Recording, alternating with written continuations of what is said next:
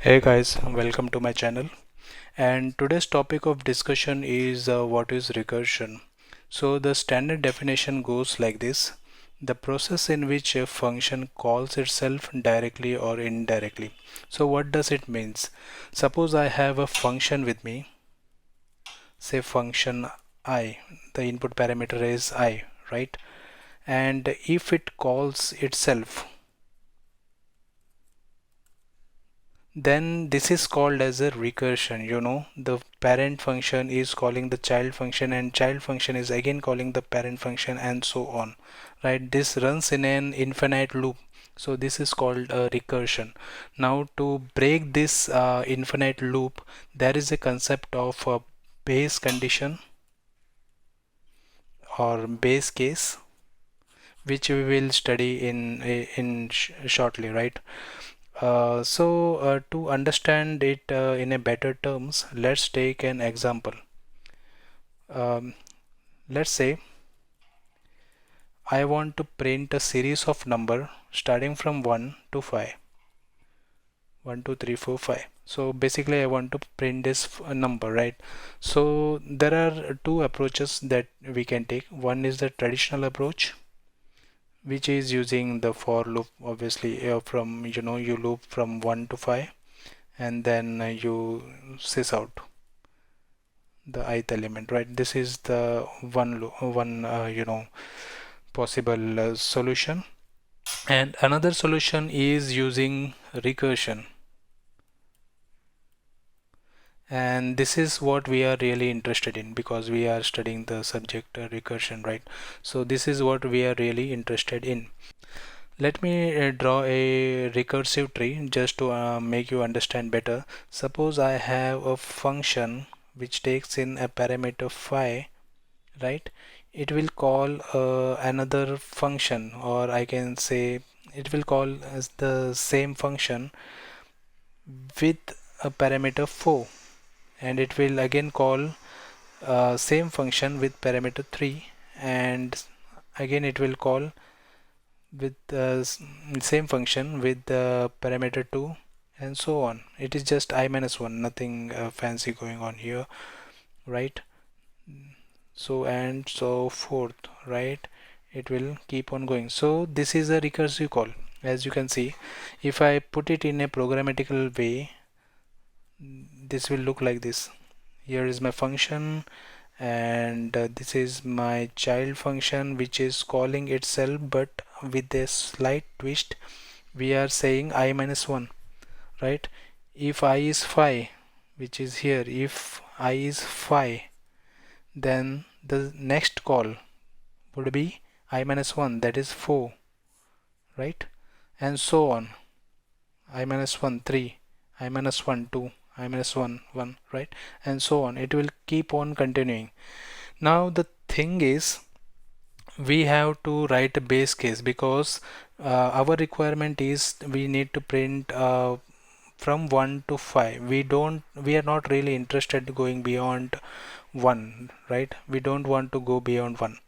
So I just want this. I'm really interested in this section. I'm not interested in this section, right? I'm not really interested in this section. So what I will do is I will write a base case.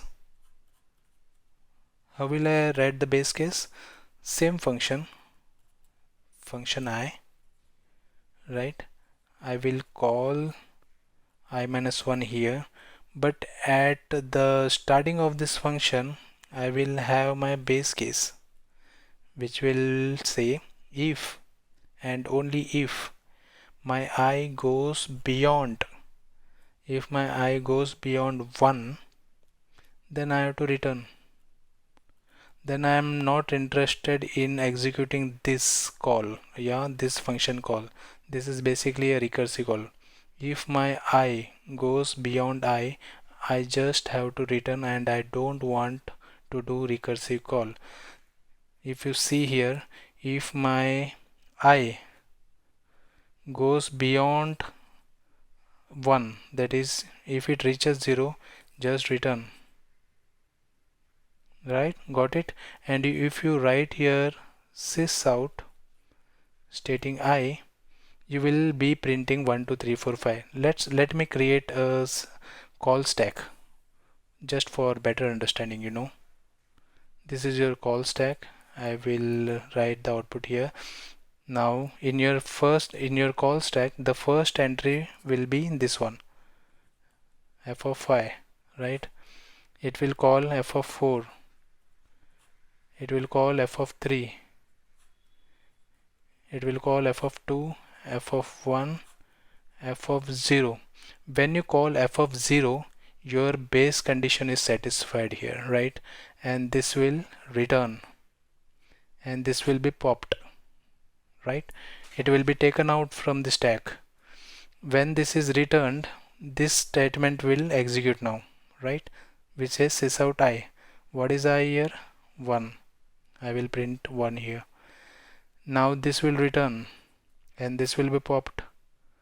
What is I here? So it will do sysout I. What is I here? 2. Print 2. It will be popped. Return. What is I here? 3. It should be printed. Pop. Return. What is I here? 4. Pop. Return. What is I here? 5. Pop. Done.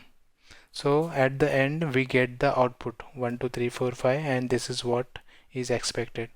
So what we have learned here is what is recursion, you know, how recursion works, and what is the importance of base case in recursion, right? These are the major things. Recursion needs to have a base case, other it will go on a infinite loop and will throw a stack overflow here. Overflow, right? It will keep on adding f minus 1, f minus 2, f minus 3, and so on, and eventually it will throw you stack overflow. So this is the basic understanding of recursion. I hope you guys have understood the basic idea behind recursion, how it works, and what is the importance of base case and all. In the later session we will pick some problem and we will try to solve it using recursion. I think that will majorly help you in understanding what exactly recursion is and how it works.